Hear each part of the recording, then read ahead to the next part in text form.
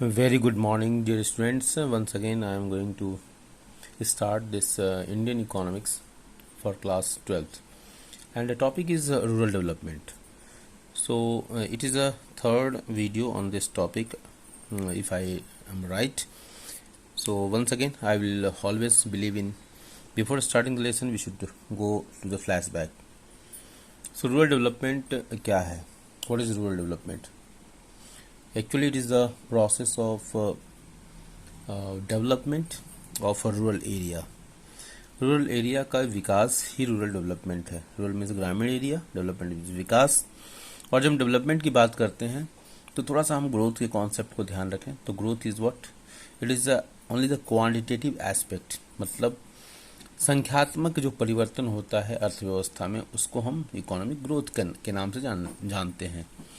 Whereas development is a part where we talk about the qualitative aspect also. So rural development का जब हम की बात करेंगे तो हम in terms of everything will include quantitative as well as qualitative. मतलब अगर STI की बात हो, लिटरेसी रेट की बात हो, पर कैपिटा इनकम की बात हो, ओके, ये एग्रीकल्चर प्रोडक्शन की बात हो, these things include both the qualitative and quantitative aspects.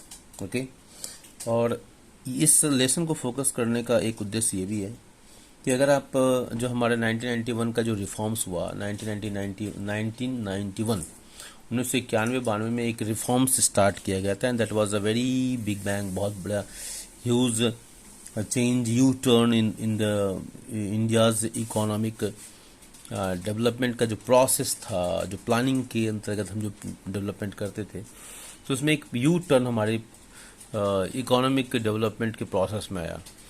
और यू टर्न हम इसलिए कह रहे हैं कि पहले जो हमारी कंजर्वेटिव इकोनॉमी थी, हम डोमेस्टिक इकोनॉमीज को, डोमेस्टिक इंडस्ट्रीज़ को प्रोटेक्ट करने के लिए बहुत सारे मेजर्स हमने, टैरिफ की पॉलिसी और लाइसेंसिंग की पॉलिसी को जो हमने अडॉप्ट किया हुआ था, उस सब सारे जो बैरियर्स थे और जिसकी वजह से हमारी इकोनॉमी में जो कंडीशंस डेवलप हुई, जैसा कि मालूम है, जिन लोगों को मालूम है, इकोनॉमिक्स के बच्चों को मालूम है कि 1991 का इकोनॉमिक रिफॉर्म्स, अगर कहा जाए, किसी इकोनॉमिस्ट ने भी कहा है कि इट इज़ अ मजबूरी में लिया हुआ निर्णय.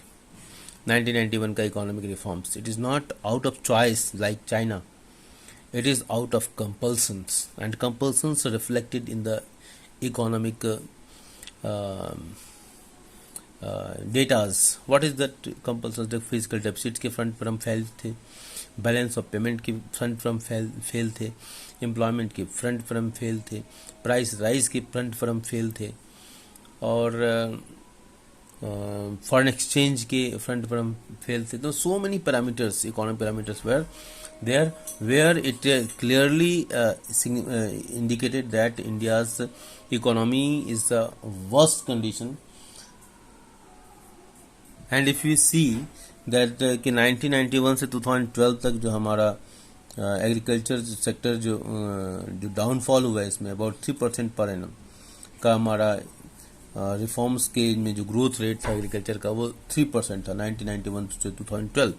However, it was expected that the economic growth, agriculture growth will increase, and the reason that is because as per our expectation it could not happen, and there was no government investments because the government were expecting that the private investment will take place. And further 2014-15 का अगर हम देखें, उसका data देखें, तो जो हमारा GVA है, gross value added growth rate of agriculture और इसके लाइट जो सेक्टर्स हैं, वो उसमें 1% से भी कम था. तो ये एक बहुत बड़ा एक पैरामीटर्स है पैरामीटर्स जो भी थे, वो उसकी वजह से ये रिफ्लेक्ट हुआ कि रूरल डेवलपमेंट के लिए हमको कुछ अलग से एफर्ट करना पड़ेगा. तो इस चीज़ को ध्यान रखते हुए हम आगे इस टॉपिक पर और आगे पढ़ेंगे. तो इंट्रोडक्शन पार्ट हमने पहले भी देखा था, और हमने देखा था कि नीड फॉर रूरल डेवलपमेंट क्यों है, आखिर उसकी आवश्यकता क्यों है कि गांव, भारत में अगर महात्मा गांधी को याद करें तो महात्मा गांधी कहते थे भारत गाँव का देश है, और भारत में अधिकतर आबादी गाँव में रहती है. तो उस पैरामीटर को ध्यान रखते हुए अगर हम एम्प्लॉयमेंट जनरेशन की बात करें, गाँव से जो अर्बन एरिया में माइग्रेशन होता है, फिर अर्बन एरिया में जो प्रॉब्लम्स क्रिएट होती हैं चाहे वो सैनिटेशन का है, हाउसिंग का हो, प्राइस राइज का हो, एम्प्लॉयमेंट, तमाम तरह की चीज़ें हैं। तो उस एस्पेक्ट से भी देखा जाए, अगर गाँव की स्किल, गांव के स्किल को गांव के पास रोक लें तो वो सोसाइटी समृद्ध भी होगी, सिक्योर भी होगी। और मेंटल, जिसके बहुत सारे एस्पेक्ट होते हैं। जब आप एक जगह से दूसरी जगह जाते हैं तो आपका माइंड सेट बड़ा इनसिक्योर होता है और आप अनसेफ महसूस करते हैं, और उसके इम्पैक्ट जो है मेंटल और फैमिली लाइफ पे जो पड़ता है, that so many things are there. उसके हम साइकोलॉजिकल एस्पेक्ट्स को भी मेजर कर सकते हैं, इकोनॉमिकल एस्पेक्ट्स हैं, सोशल एस्पेक्ट्स हैं, पॉलिटिकल एस्पेक्ट्स हैं, religious aspects, so many aspects are there. तो migration is quite, if it is with the happiness, it is if out of compulsion, मजबूरी में किया हुआ migration is not good, what I mean to say. इसके बाद जो इसके सामने की इशूज थे, उसमें बहुत सारे इशूज थे जब इसमें हम डेवलपमेंट ऑफ ह्यूमन रिसोर्स को हम शामिल करते हैं, लिटरेसी वगैरह, जस्टिस की चर्चा हमने किया था। लैंड रिफॉर्म्स भी एक इसका एस्पेक्ट हो सकता है, डेवलपमेंट, प्रोडक्टिव रिसोर्स और आसपास के एरिया में इस तरह की इंफ्रास्ट्रक्चर को भी डेवलपमेंट करने की बात हो सकती है। और जो पॉवर्टी एलिवेशंस के जो प्रोग्राम्स हैं गवर्नमेंट के, तो ये हमारे सामने एक की इशूज़ के रूप में। इसके बाद अगर ये सारे इशूज़ हैं तो इन सारे इशूज़ को कैसे दूर किया जाए, तो क्रेडिट और marketing in rural areas is a important things. Now today we will focus on, ये हमने पहले देख लिया था कि sources of rural credit in India, Bharat में रूरल क्रेडिट के सोर्स क्या क्या है। तो इसमें जो भारत में रूरल क्रेडिट की जो सोर्स हैं, उसमें हमारा नाबार्ड एक एपेक्स बैंक के रूप में रिफ्लेक्ट होता है।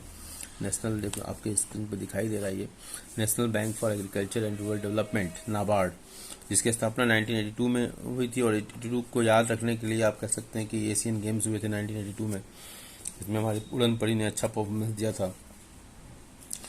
तो इस तरीके से इसको याद रखा जा सकता है। इसके अलावा जो रूरल क्रेडिट में रीजनल रूरल बैंक्स हैं, कमर्शियल बैंक्स हैं, ये जो सारी एजेंसीज जो हैं वो हमारे रूरल क्रेडिट का मतलब इंस्टीट्यूशनल इंफ्रास्ट्रक्चर जो कह सकते हैं ना, कि institutional structure, they are part of the institutional structure of the rural banking.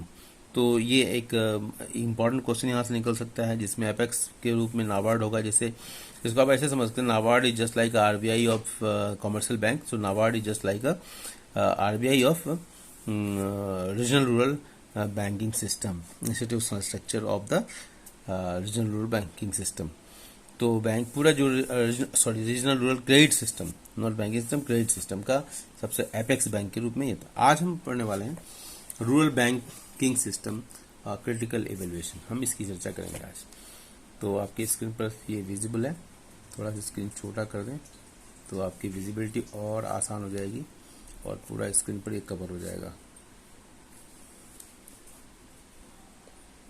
Okay, now it is visible to all. Okay, तो rural banking system critical evaluation, ये हमारा टॉपिक है। सो रूरल बैंकिंग सिस्टम कैसा banking system है? ये rural banking system है। तो role of rural banking system in the process of rural development in India, ये अगर सिस्टम से कोई क्वेश्चन भी आता है तो बच्चों के अंदर इतना कॉमन सेंस तो होता ही है, वो बैंक को देख रहे हैं, and they know that what are the different types of activities are taking place in bank.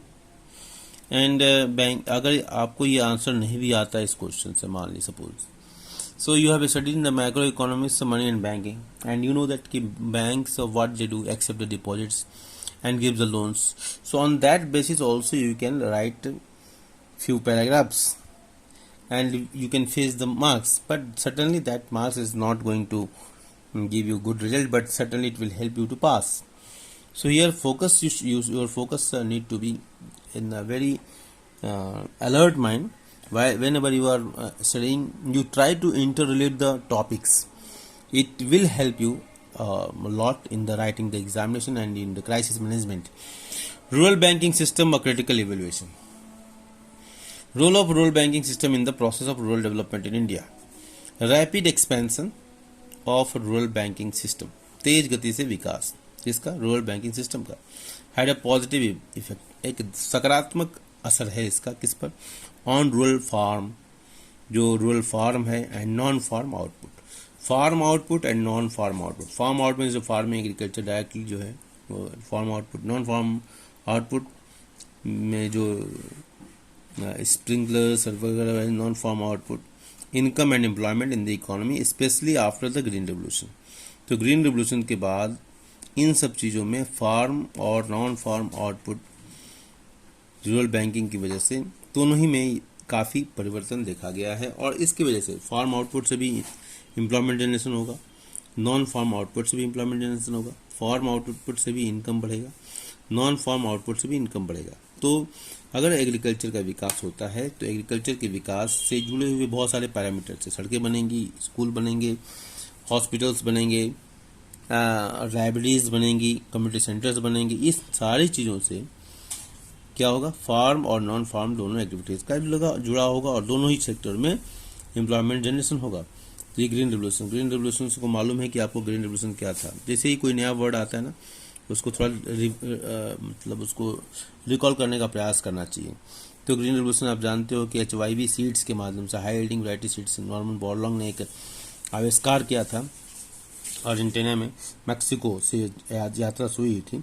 तो वहाँ से जब ये आविष्कार हुआ, उसका बहुत अच्छा इम्पैक्ट दिखाई दिया और प्रोडक्टिविटी बढ़ गई थी। एग्रीकल्चर, गेहूँ की प्रोडक्टिविटी जो है काफ़ी बढ़ गई। तो उसी टेक्नोलॉजी को यहाँ लेकर आया गया और फिर यहाँ पर डेवलप किया गया। तो पायलट प्रोजेक्ट के रूप में इसको स्टार्ट किया गया। तो इसका प्रभाव बहुत अच्छा पड़ा और गेहूं के क्षेत्र में इसका प्रभाव अच्छा पड़ा, और गेहूं में के क्षेत्र में वहाँ पर जो सुविधाएं दी गई उसका असर काफ़ी हुआ, और इसकी वजह से ग्रीन रेवोल्यूशन काफ़ी पॉपुलर हुआ और हम फूड सफिशिएंसी की तरफ बढ़े। और मैं दूसरा यहाँ पर एक चीज़ और ऐड करना चाहूँगा। ये तो गवर्नमेंट का एफर्ट था। दूसरा अगर हम एफर्ट देखें तो बाबा रामदेव के एफर्ट को भी ध्यान दें कि बाबा रामदेव ने आयुर्वेद का जो प्रचार प्रसार किया, तो उसकी वजह से आप आयुर्वेद का मतलब है कि एग्रीकल्चर, किसी न किसी एग्रीकल्चर एक्टिविटीज़ से संबंध होता है। इसका जो हर्ब्स हैं, जो प्लांट्स हैं, ग्रो किए जाते हैं, उनसे किसानों का ही फायदा होता है। तो ये एक मतलब इसको हम कह सकते हैं कि ये अल्टरनेटिव ग्रीन रेवोल्यूशन जिसको कह सकते हैं, कि it non governmental effort of a green revolution कह सकते हैं, जिससे किसानों की आमदनी बढ़ी और प्रॉस्पेरिटी बढ़ी। तो एक गवर्नमेंटल नॉन गवर्नमेंटल एफर्ट दोनों इसमें शामिल होते हैं, और इनके एफर्ट को we have need to give the more weightage. तो हम आज इसी टॉपिक को बस देख पाएंगे, दूसरे वीडियो में आगे देखेंगे। It help farmers to avail services and credit facilities and variety of loans for meeting their production needs. Production करने के लिए हमको बहुत तरह की सुविधाओं की ज़रूरत होती है, जिसमें क्रेडिट फैसिलिटीज़ बहुत इसकी ज़रूरत होती है, और इसके क्रेडिट फैसिलिटीज़ में बहुत तरह के लोन दिए जा सकते हैं। किसान की अपनी व्यक्तिगत समस्याएं होती हैं, उनको उनके हेल्प के लिए, किसान की जो प्रोडक्शन एक्टिविटीज़ है उसके हेल्प के लिए, फिर मार्केटिंग के लिए, स्टोरिंग के लिए, तो तमाम तरह के लोन इससे जुड़े हुए माने जा सकते हैं। ठीक है, तो ये प्रोडक्शन नीड्स को पूरा करने के लिए इस रूरल बैंकिंग ने बहुत तरह के हेल्प को अवेल कराया। We have now achieved food security. हमने फूड सिक्योरिटी को अचीव कर लिया है। Which is reflected in the abundant buffer stocks of the grains. मतलब प्रचुर मात्रा में जो बफर स्टॉक है ग्रेन का, मतलब स्टॉक है, जैसे बुफे सिस्टम में आपने खाना खाया होगा तो दो सफिशिएंट अमाउंट में भोजन रखा जाता है और फिर उसमें से लोग ज़रूरत के अनुसार निकालते हैं। उसी तरह हमारे यहाँ ग्रेन का जो बफर स्टॉक है, गोडाउन्स है, FCI के फूड कॉर्पोरेशन ऑफ इंडिया के गोडाउन्स जगह जगह बने हुए हैं, हर डिस्ट्रिक्ट में बने हुए हैं, तो वहाँ पर स्टोर किया जाता है। कभी कभी ओवर प्रोडक्शन हो जाने की वजह से गोडाउन में जगह नहीं होती, इंफ्रास्ट्रक्चर नहीं होता है, तो उसकी वजह से भी समस्याएं होती हैं और बाद में सड़ जाता है। सस्ती दाम पर जो वाइन की जो कॉन्ट्रैक्टर्स हैं, जो एक नेक्सस भी चल रहा है पैरेलल, तो वो लोग इसको परचेज करते हैं सस्ती कीमतों पर और फिर इसको वाइन्स में चढ़ाने। कभी कभी ऐसा भी सुनने में आया न्यूज़पेपरों के माध्यम से कि अच्छी ग्रेन्स को भी ये लोग जानबूझ के उसको लो क्वालिटी करके उसको अपने यहाँ यूज करते हैं। तो खैर जो भी हो, लेकिन फिलहाल role of rural banking system in the process of rural development in India, इस बात को एक्सेप्ट करना पड़ेगा कि जितना रूरल बैंकिंग सिस्टम के एक्सपेंशन की वजह से फार्म और नॉन फार्म एक्टिविटीज़ के सेक्टर में आउटपुट, इनकम, एम्प्लॉयमेंट की बढ़ोतरी हुई है, especially after the green revolution, और हम फूड सिक्योरिटी की तरफ बढ़े। ठीक है, थैंक यू।